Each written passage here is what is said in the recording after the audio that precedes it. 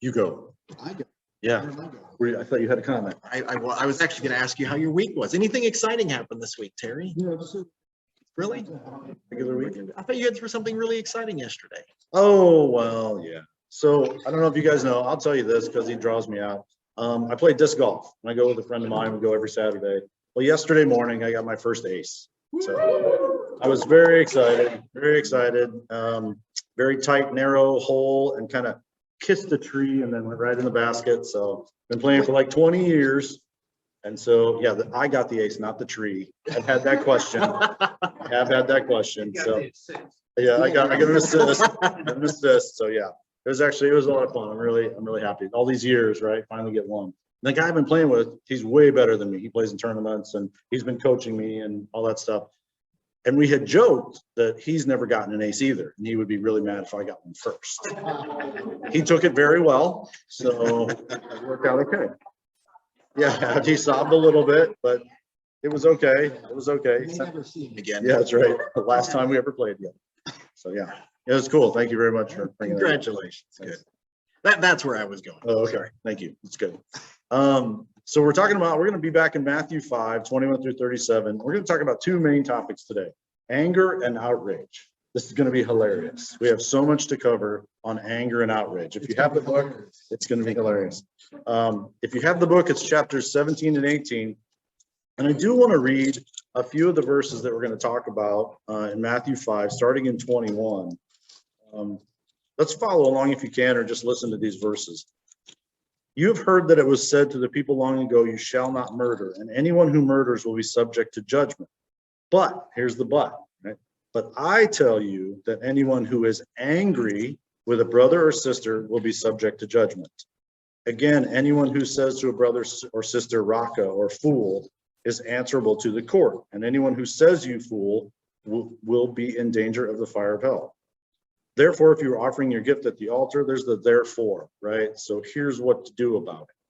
Therefore, if you are offering your gift at the altar and there remember that your brother or sister has something against you, leave your gift there in front of the altar. First go and be reconciled to them and come offer your gift.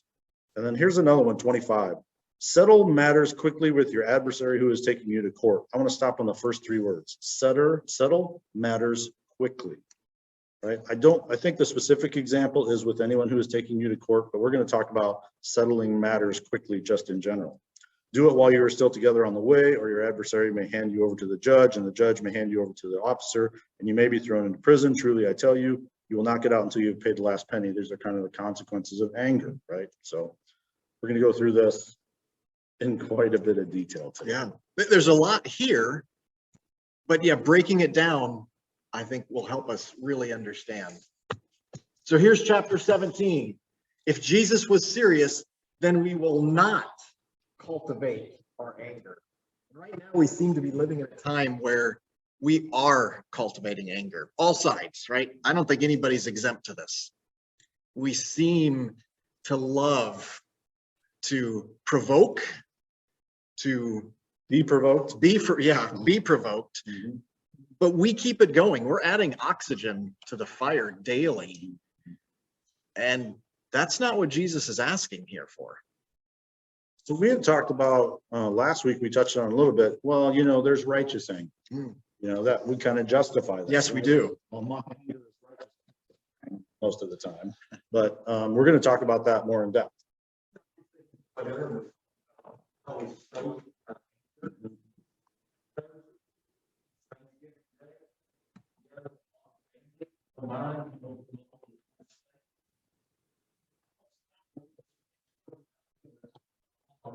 Right. Mm-hmm.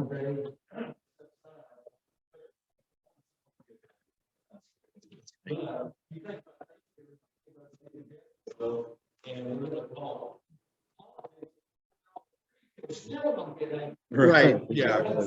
That's right. Even when we agree, we're going to direct our anger at someone else. I guess that's sometimes better than at each other, but still, it's the anger.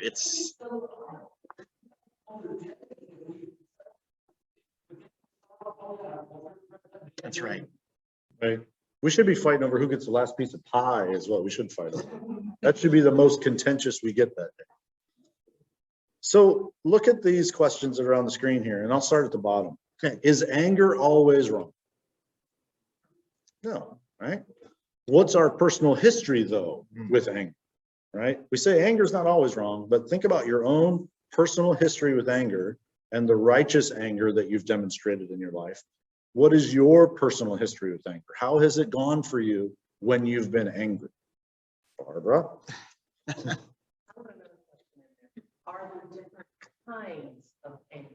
Oh, that's a great question. And I have a document here where we talk about the 5 different types of anger. Yeah, there are 5 different types of anger. Yes. There are different. I never hold anything back. We love that. Like, Jason and I were playing on my, it's time to go to bed. I'm reaching up, ask me how I did this, but I'm kind of reaching up and sitting up to turn off the light. Somehow I dropped my iPad on the corner right between my front teeth. Oh. What's with that? Mm. I read that to everybody. But that's anger itself. Yeah, For yeah. me, you know, put it down, Right. turn the light on. Right. That's example. That makes sense. I understand. If I was an adult, I would say it too. Oh, no. Yeah, he's waiting to be an adult before he can use those words. Well, at least you got that. Yeah, at least you got that. But I mean, you know, we have a tendency to make degrees of everything. We make degrees of how bad different sins are. God does. Right. And I will anxiously await. We have to get. Yeah, we will. We'll get to this 5 types of anger. We're going to talk about it today. Yeah. There's 5 types of anger, and we're going to talk about outrage. There's even more types of outrage. So it's going to be fun. That's what I'm talking about when it's fun.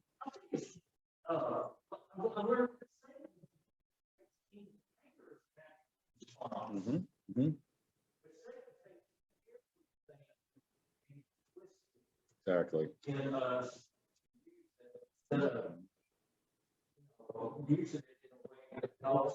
Right.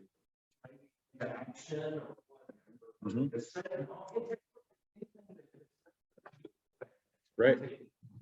Absolutely. And so like with these 5 types of anger, 4 of them are bad. 1 of them is good.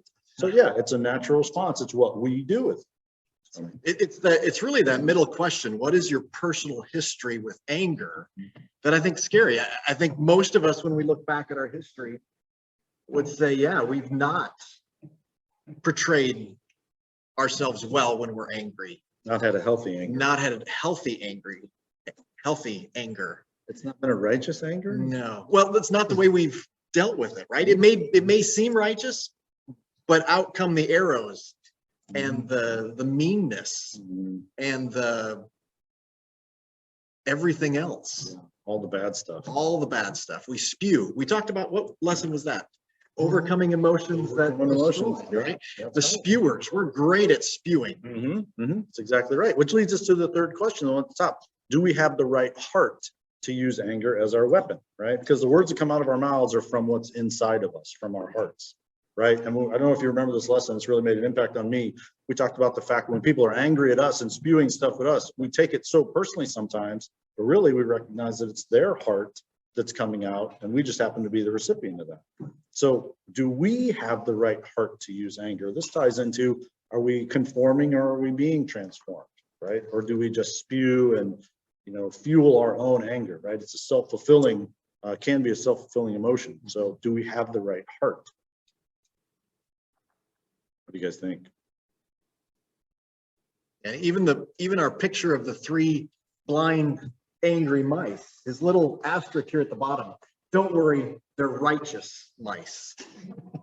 A lot of times that's, well, his anger, but it's in righteousness, right? It's okay the way the person acts or what he's done or how he's made someone feel.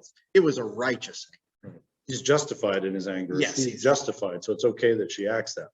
That's a big gap between justified in their anger to the way that you're acting. So, So is it a difference between being angry for yourself or being angry for someone else? we're going to get to that. We have a whole couple of slides on that. Yeah, we have notes, we have slides. Barb, you're jumping ahead. No, it's all good. We're going to answer those questions too. So here's the quote from the book that I really liked. In the right hands, with the right training, and from the right heart, anger can be wielded righteously. So look at those qualifiers. In the right hands, with the right training, and from the right heart. Anger can be dangerous, just like a baseball bat or an axe or a firearm. Right hands, right training, right heart. But in most cases, it is only a destructive force. And I like this line from the book. I trust Jesus to use anger righteously. I don't always trust myself. Right? So when we use Jesus as the example of righteous anger, hey, great. He's a good example of a lot of things that I'm not capable yet in my life. So we have to be careful, I think, with our anger. We have to realize it's a real weapon. It can really do damage. We've all been the recipient of people's anger in an ugly way. And so we have to recognize that we have that capacity also. We have to be really careful with that. Goes back again to the question from the first slide. You know, what is our personal history with anger? Have we used it with the right training? Have we used it from the right heart? No, a lot of times anger is so spontaneous. We're not thinking in the right mind when we lash back out. I want to point out the right training piece, right? So we're going to get to this in a couple slides too, but as Christians, I would argue that we don't deal with anger very well because we don't talk about it. We kind of leave it alone. We just, that's something that we don't, if we were trained, right? If we had practiced, this is a lot of things in our life. If we practice at dealing with our anger well, we would be better off. So I would argue it's not, you know, the right training is a big component of this. If we've never dealt with it, we've never talked about it. How many times have you given a lesson on anger, right? We've gotten practical things and go home and practice and recognize when you're angry. And here's the things you do to keep yourself from doing something stupid in your anger. We just don't train on it. Well, things like other things, you know, about loving one another, so they get, oh, I'm not coming to church because there's people there that I just can't love. Right. Well, you know, to learn to love one another, that's a pretty far over anger. Exactly, that's right. Yeah. So, I mean, God uses these situations. Yeah.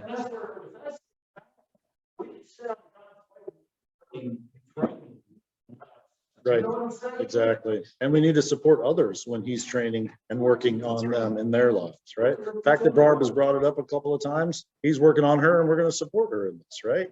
I can ostracize her like, oh, you do that when you're angry. You're one of them, right? I have that choice, or I can say, hey, Barb, how's it going, man? How was your week? Did you have any more? What can we do to help you? Sorry, I cut you off. No, you know, again, in one of our recent studies, we've talked about us being under construction, and we talked about sandpaper, right? That sandpaper is really irritating, right? It's making us better, things that make us angry, but it's also the things that make us smoother. And it's a finishing touch. So we do have things in our life like the sandpaper, but it's also to make us better. But man, how do we react to that sandpaper? Are we letting it make us smoother? Oh, I knew this was coming. Yeah, we can't talk about anger without something like this, right? Fear is the path to the dark side. Fear leads to anger. Anger leads to hate. Hate leads to suffering, right? So there are all kinds of things around anger that we all know that are unhealthy, that are negative. And Yoda points this out for us. Yeah, I mean, classic movie, but how true is this statement? Especially anger leads to hate, which is what he's talking about. You know what? We rarely jump right to murder, but it's something in our life that is stoking that.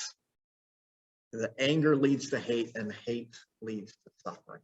Which leads to those three words: settle matters quickly, right? Because otherwise what happens? Don't let the sun set on your anger. We got a verse in here for that. It's one of our top 5 that we always talk about.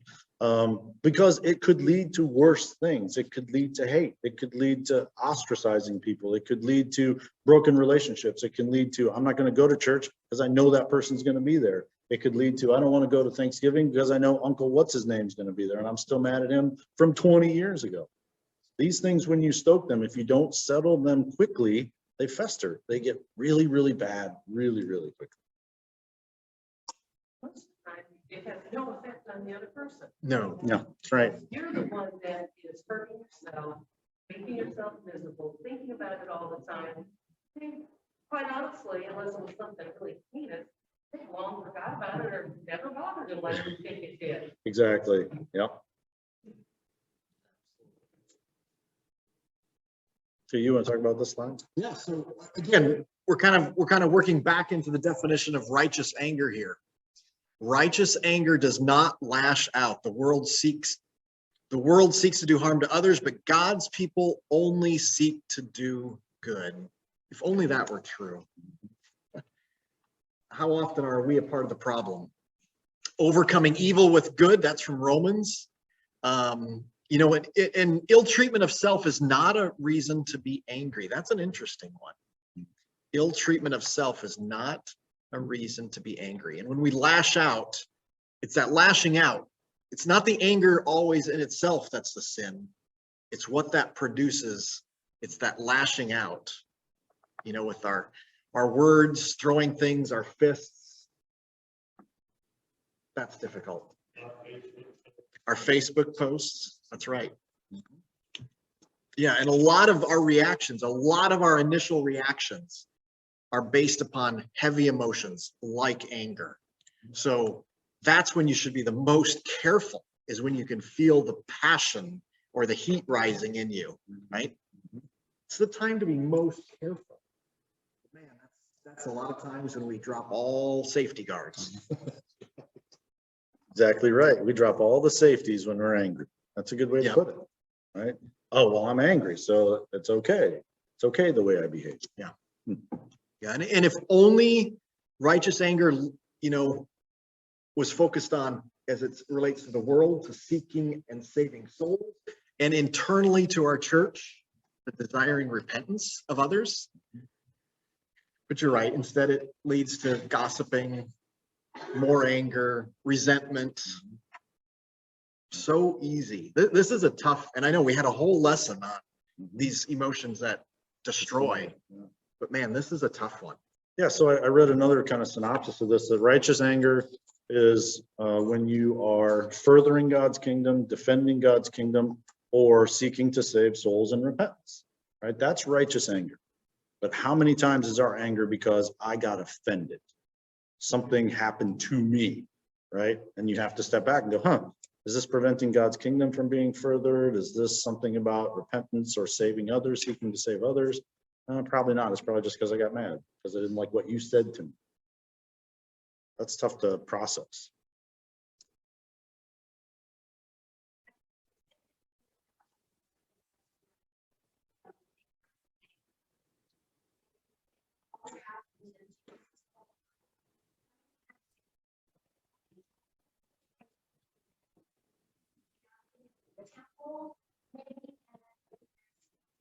All the situations we encountered.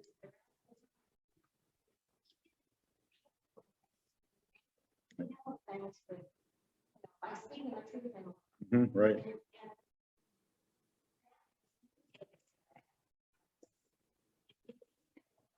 You know, this is righteous anger and dignity.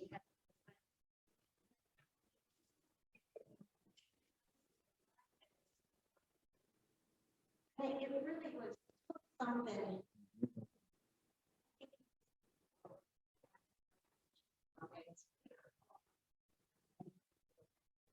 All right. No, that's a good point. Very good point.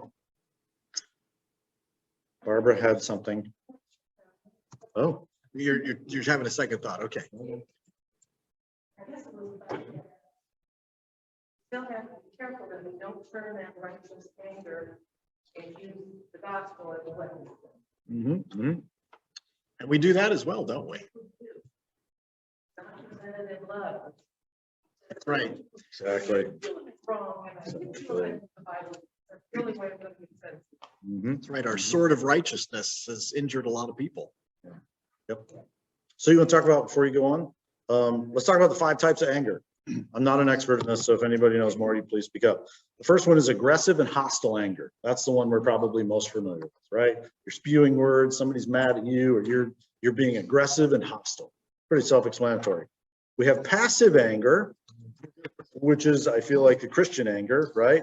Where we have an avoidant anger, we just don't say anything, we're the ones that are hurt, and so we retreat, and, all we're doing is storing it up. We're not dealing with it in a healthy way, so we're just saving it. It's like compressing a spring, Oh my goodness. right? The When more it blows, it's way worse, right? Passive aggressive anger, I don't think that needs any explanation. we don't do that. Projective aggressive, which is you get somebody else lathered up because of what you're angry about, right? So I'm mad at Barb, and I get David worked up because I'm mad at Barb, and David's like, that's right, Barb should, right? That's projective aggressive anger. I didn't know that. I was new on that. And the last one is assertive anger, which is the healthiest form of anger. When you're frustrated, you can express it without blaming other people. You don't make threatening or intimidating remarks.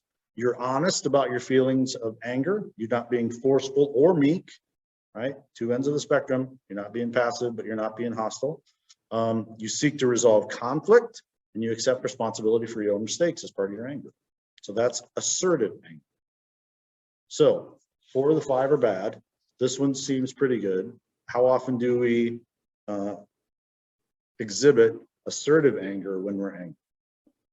Right? Righteous anger and assertive anger kind of under the same umbrella. I'm probably not very good at this. So if anybody's good at this, we can talk later and you can help me with it. Maybe better at it with somebody that we like.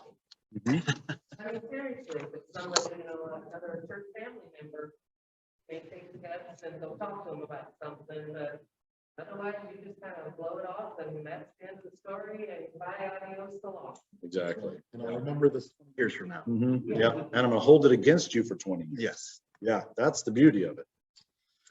Yeah, and this section, right, Terry read, it starts off, with murder, and then it gets to okay, now it's anger.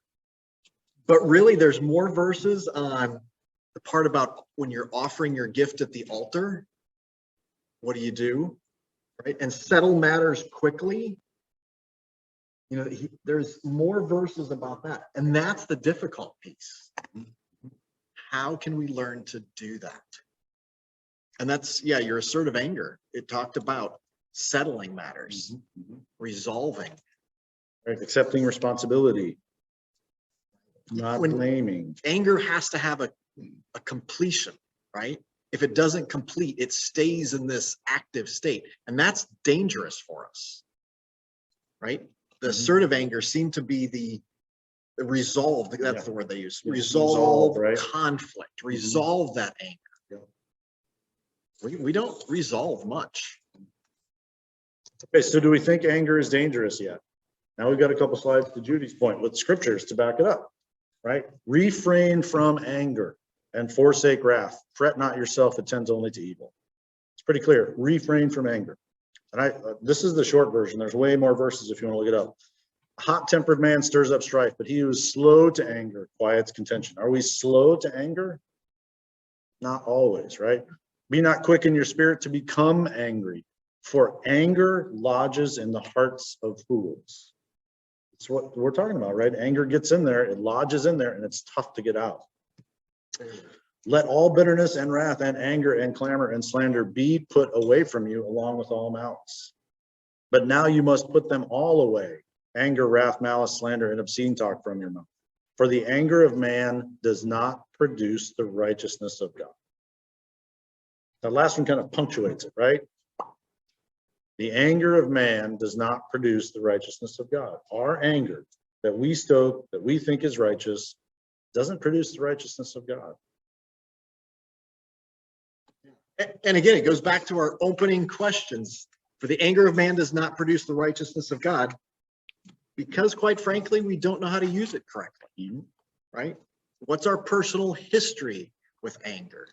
Do we have the right training, the right motive? I think the right heart. And I think it's clear in most cases, it's not producing the righteousness of God. Or if you had a comment, you're kind of, Fidgety. Okay, all right. So here's another great question. What is the real origin of my own anger? Is it the ego defending its territory? Or is it something that it has its source in the desire for the well-being of all? It's essentially what we're saying. Is it because, something has offended me? Is my ego being defended in my anger? Or is it because I'm really angry because of injustice for the well-being of it? I want things to be better for Now you do. Okay. I'm sorry? Yeah. A the defense mechanism. defense mechanism that we nurse. Mhm, That's right. mhm. Suffer. That's right. That's exactly. Yeah, that's right. There you go. It's perfect. That's perfect. Yeah. And it's dangerous, right?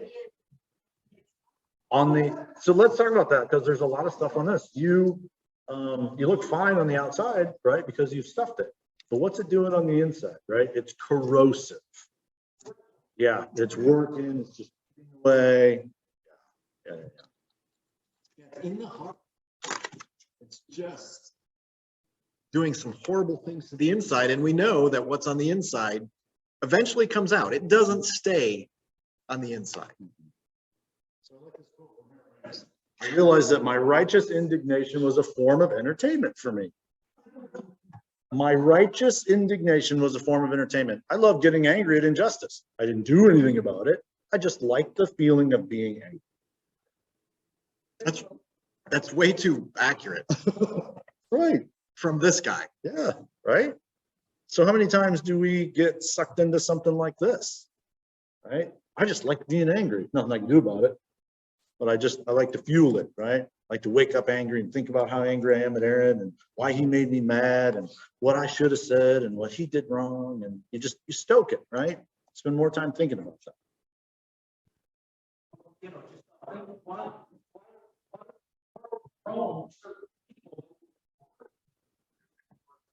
And we know what they're going to talk about. It's going to be, and we're looking for that. That's right. That's right. Mhm, right. Exactly. Right. Yeah. They're drama. We're drawn to drama. Yeah. Barbara. Any news station, Mm-hmm. that's what they live on. Yes. That's right. You'll be snake, I don't know what's going on, Actually, it just makes you angry. that's right. I want to be angry about inflation. I want to be angry about gas prices. I want to be angry about everything that they tell me I need to be angry about. Mhm.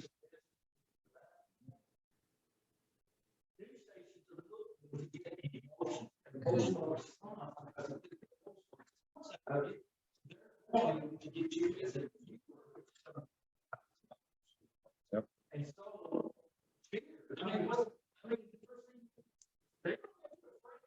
There's something for you to, and eventually there's anger.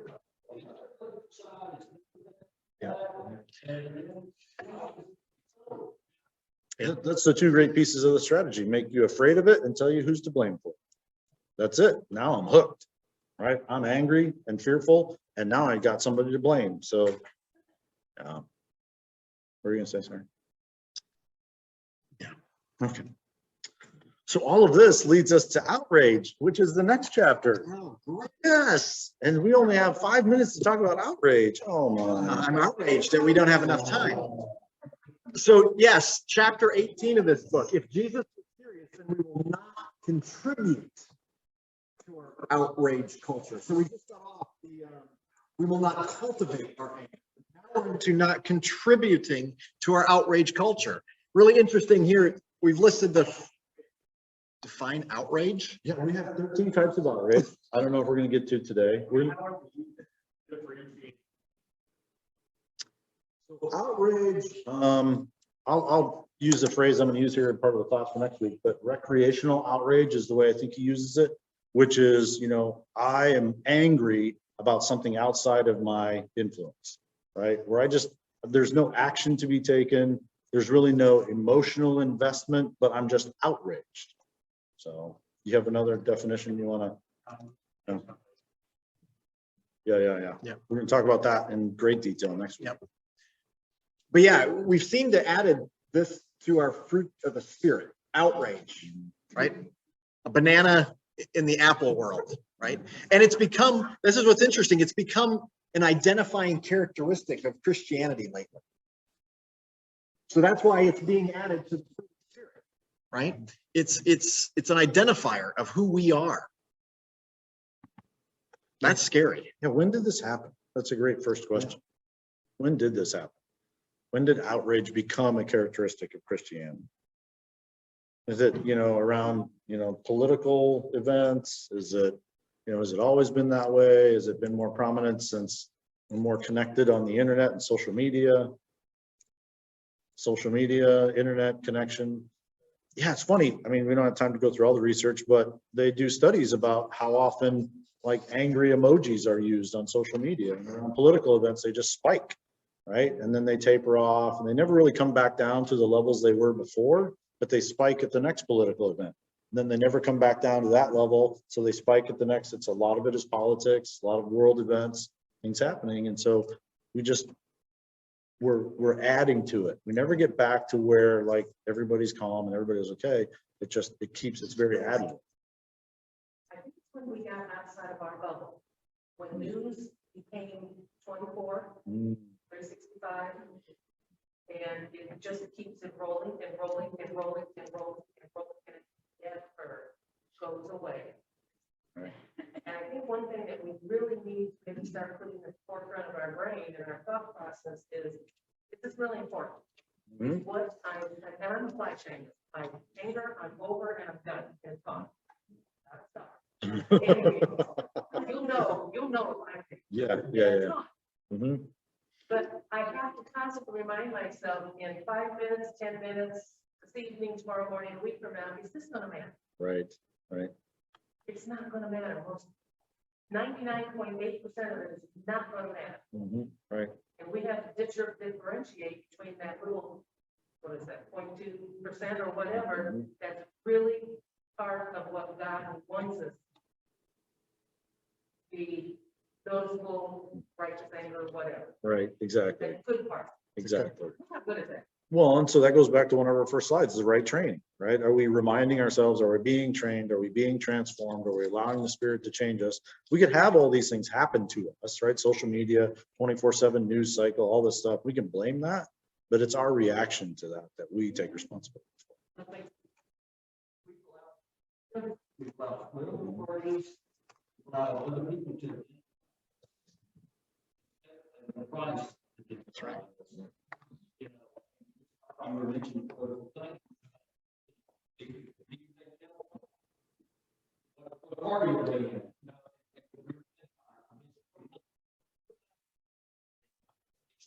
That's right.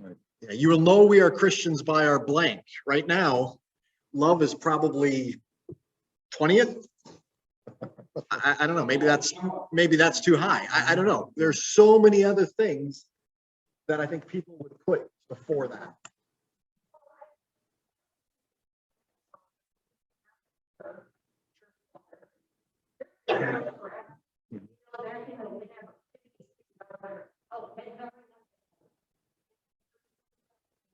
No, so it's because he's so much stuff.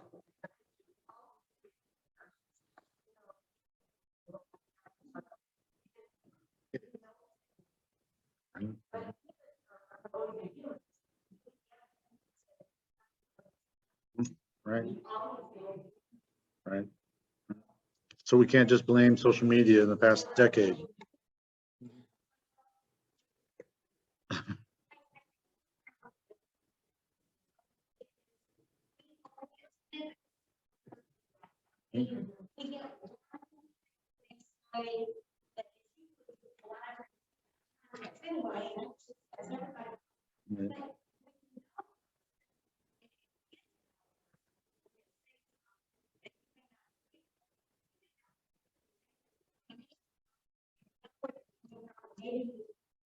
Maybe they got something on that. causing them to feel that way, and you can give them a little bit. You can see, oh, okay, we're just getting screens all over the world, and you're just getting little blips out, and we don't know that person to know what they're really like. That's right.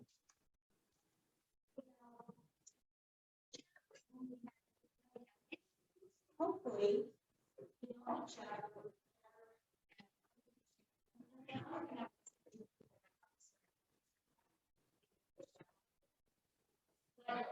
Is forgiveness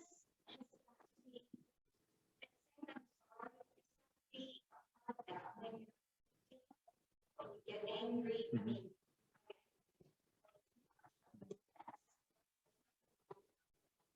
Right.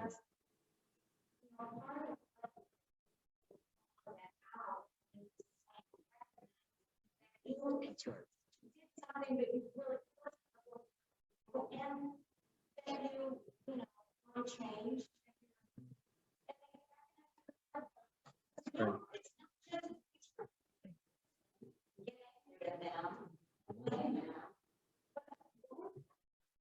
We've got to, right, absolutely, because a part of this verses that Terry read is that reconciliation part. You know, and your snippets, we live in a world of snippets. Sound bites. And that's what gets us so outraged and angry. And one of my favorites from the last few years is Russian Navy vessel sunk by walrus. You're like, what? Okay, it was a one-man rubber dinghy that a walrus jumped up on for a ride. And as a part of that, it sank. But that was the headline. Russian Navy vessel sunk by walrus. But You don't know the whole story. you don't know the whole story. You don't know the context. You don't know the people behind it. And that's where we've got to start. And, you know, as a part of our, when we do anger, we've got to come back to the reconciliation that was also in these verses. That's right. In these verses, settle matters quickly. Settle. Settle. Settle is the key word there. Settle it. It's over. We've settled it. We're not going to come back. I'm not going to be mad in a year. I'm not going to feel like I was, you know, done wrong even during our reconciliation. Nope. It's settled. Settled. Settle. Right. By going to Dean. And then the other person who would have settled the status. Exactly. Because that's the element. Projective aggressive. Yeah. Mhm. It's like that woman has to deal with the anger of the wrath of the person really mad. Exactly. Yeah. Yeah. That's right. So Dean's line is, what did that person say when you talked to them about this? That's your line, dude. Go back to it. Wear a t-shirt that says that. What did they say when you talked to them about this? Yeah. Okay. Thanks for your time. Thank you. Come back next week to be outraged.